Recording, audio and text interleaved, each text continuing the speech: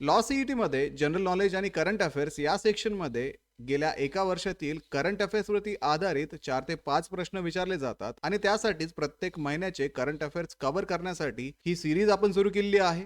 आजच्या या व्हिडिओमध्ये आपण फेब्रुवारी महिन्यातील महत्त्वाचे करंट अफेअर्स त्यावरती आधारित एमसीक्यू आणि एमसीक्यूचं डिटेल एक्सप्लेनेशन पाहणार आहोत. तर 5 इयरच्या विद्यार्थ्यांसाठी 7 मार्च पासून 2 महिन्यांचा क्रॅश कोर्स सुरू होत आहे. या क्रॅश कोर्समध्ये तुम्हाला डेली लाईव्ह क्लासेस दिले जातील. लाईव्ह क्लासेसच्या माध्यमातून तुमचा संपूर्ण सिलेबस कव्हर केला जाईल. मित्रांनो, 5 इयर सीईटी साठी आता फक्त 2 महिने शिल्लक आहेत आणि याच 2 महिन्यांसाठी असणारा क्रॅश कोर्स ग्लोबल ऑनलाईन मध्ये 7 मार्च पासून सुरू होत आहे. या क्रॅश कोर्समध्ये तुमचा संपूर्ण सिलेबस लाईव्ह लेक्चरच्या माध्यमातून कव्हर केला जाईल. तुमची रिव्हिजन घेतली जाईल. तुम्हाला या परीक्षेसाठी रेडी केलं जाईल. संपूर्ण अभ्यासक्रमाच्या सोप्या भाषेतील मराठी आणि इंग्रजी माध्यमातील नोट्स तुम्हाला दिल्या जातील. परीक्षेचं प्रिपरेशन होण्यासाठी 2000 पेक्षा अधिक एमसीक्यू आणि परीक्षेची प्रॅक्टिस होण्यासाठी 50 पेक्षा अधिक मॉक टेस्ट सुद्धा तुम्हाला या बॅच मध्ये दिले जाणार आहेत. ओरिजिनली या कोर्सची प्राइस 5000 रुपये असून जे विद्यार्थी 7 तारखेच्या आत जॉईन करत आहेत अशा विद्यार्थ्यांसाठी हा कोर्स 3000 रुपयामध्ये मिळणार आहे. तर लवकरात लवकर दिलेल्या नंबरवरती कॉन्टॅक्ट करा किंवा प्ले स्टोअरवरती जाऊन तिथेही ग्लोबल ऑनलाईन ऍप मध्ये तुम्ही हा कोर्स जॉईन करू शकता. प्रश्न आहे,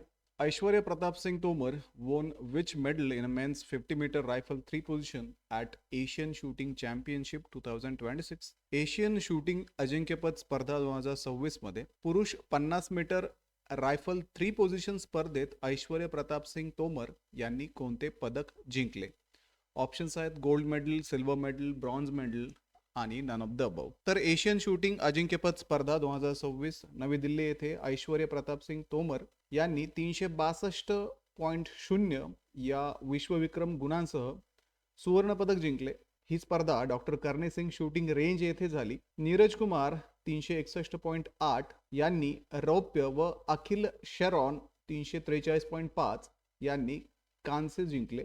so at the Asian shooting championship 2026 in New Delhi, Aishwarya Pratap Singh Tomar won gold with a world record score of 362.0 in a men's 50-meter rifle 3 position at Dr. Karni Singh Shooting Range.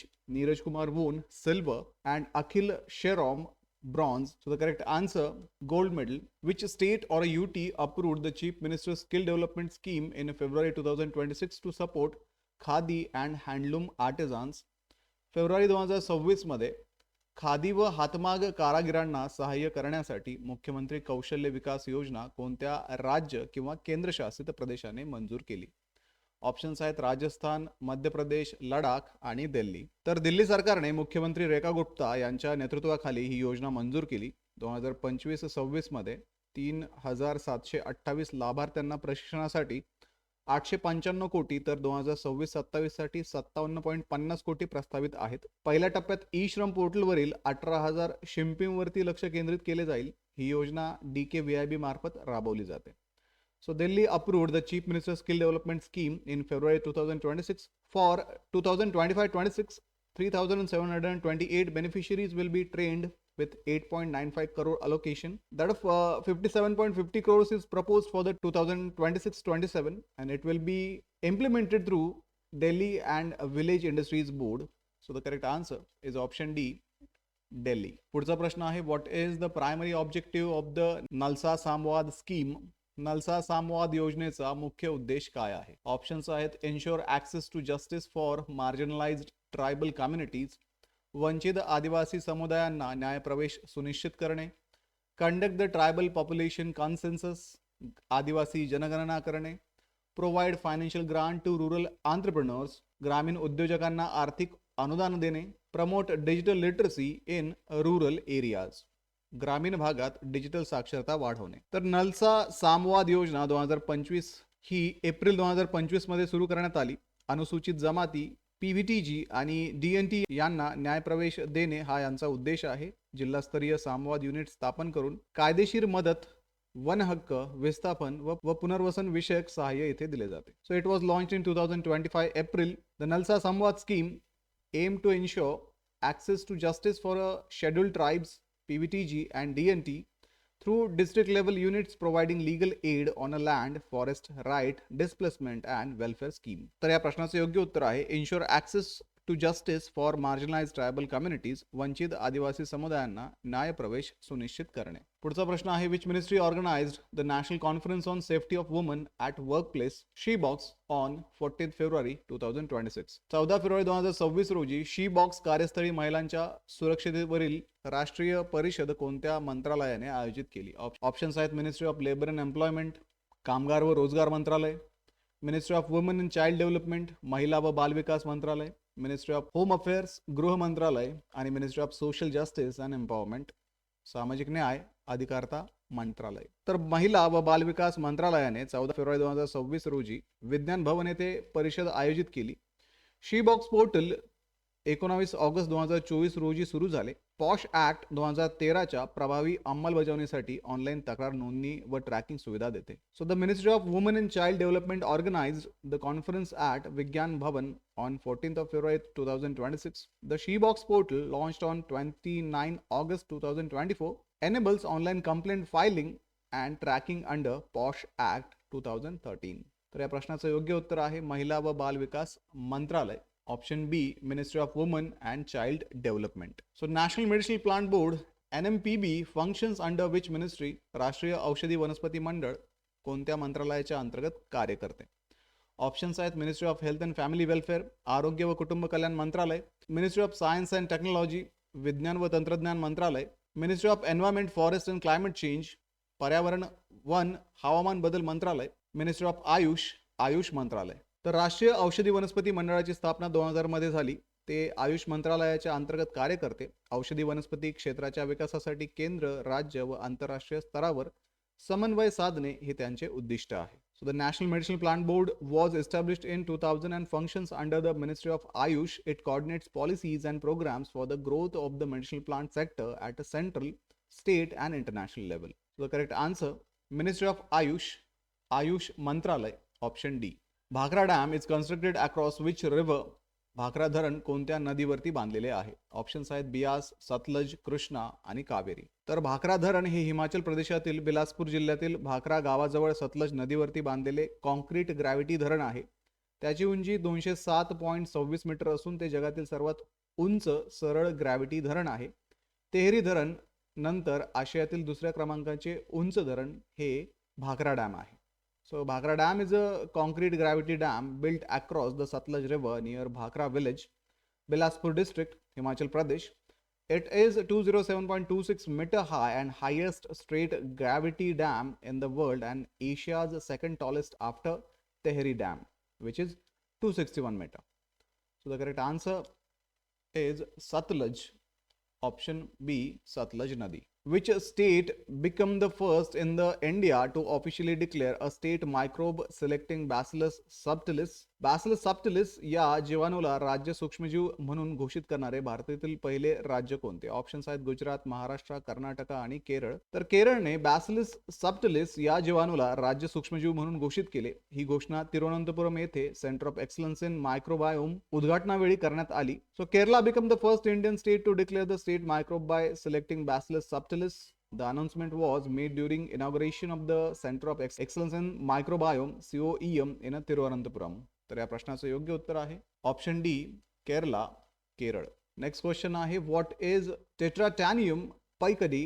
टेट्राटॅनियम पायकडी म्हणजे काय? Options आहेत, plant species, traditional medicine, invasive weed, newly discovered species of a fish. वनस्पती प्रजाती, पारंपरिक औषध, आक्रमक तण, माशाची नवीन प्रजाती. तर टेट्राटेनियम पायकडी ही केरळमधील इडुक्की जिल्ह्यातील एरविकुलम राष्ट्रीय उद्यानातील उच्च उंचीवरील गवताळ प्रदेशात आढळलेली नवीन वनस्पती आहे. ती एपीसी कुळातील असून 1000 ते 2500 मीटर उंचीवरती वाढते. सो टेट्राटॅनियम पायकडी is newly discovered plant species found in Eravikulam national park, Idukki district, Kerala. It belongs to the Apiaceae family and grows at a elevation of 1000 to 2500 meters.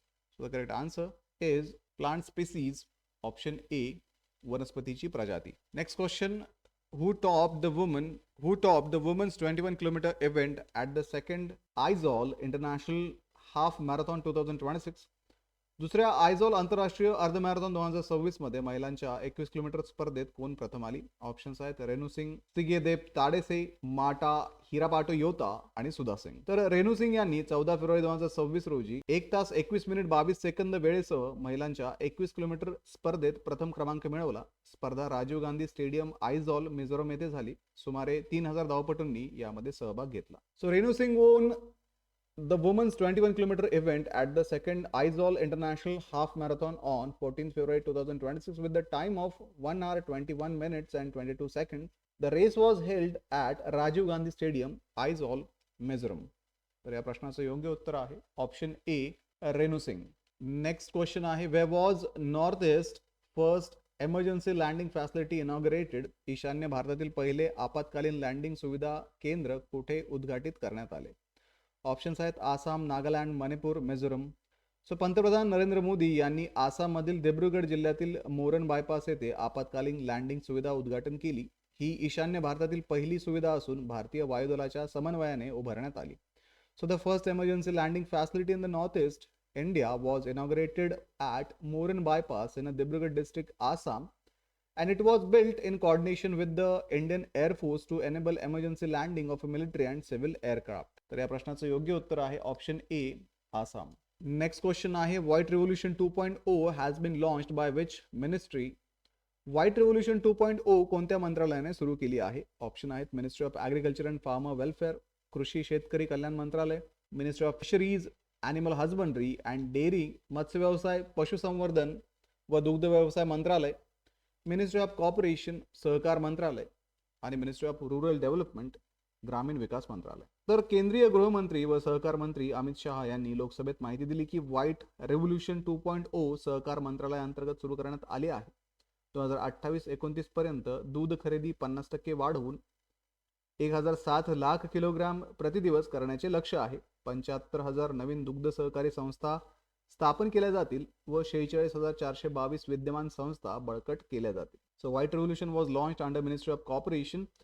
It targets a 50% rise in a milk procurement, 1,007 lakh kilogram per day by 2028-29, establishment of 75,000 new dairy cooperative societies and strengthening of 46,422 existing ones. So the correct answer is Ministry of Cooperation, सहकार मंत्रालय, option C. आणि अशाच पद्धतीने या सीईटीचं preparation करण्यासाठी global online पब्लिकेशनचं, थिअरीचं आणि 25 सराव प्रश्नपत्रिका असणारं मराठी आणि इंग्रजी माध्यमामधील बुक आता अमेझॉनवरती आणि तुमच्या जवळच्या पुस्तक विक्रेत्याकडे अवेलेबल आहे.